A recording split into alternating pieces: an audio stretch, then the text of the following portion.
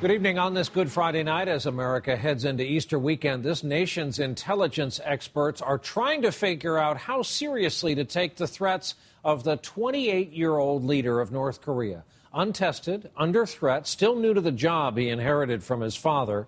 If he's serious about what he's been saying about the U.S. and South Korea, it's very bad news indeed. But figuring that part out is tricky. For now, tensions are high, and today our own team reached a spot within sight of North Korea itself, a South Korean island where they can see the enemy and feel the current tension in the air. So we begin with our report tonight from NBC's Ian Williams.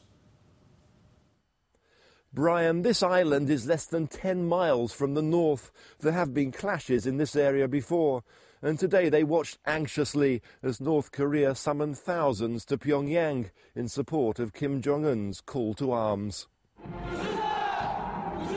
Tens of thousands turned out in North Korea's capital, chanting death to the U.S. imperialists.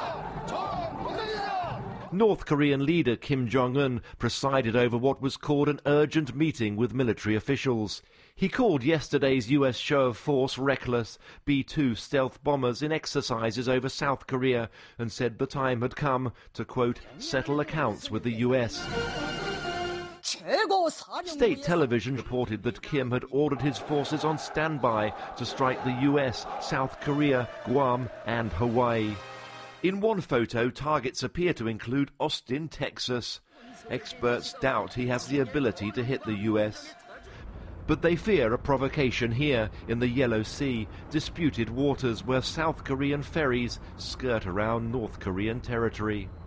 Baengnyeong Island is home to 5,000 South Korean civilians and many soldiers. It sits just 10 miles from the border.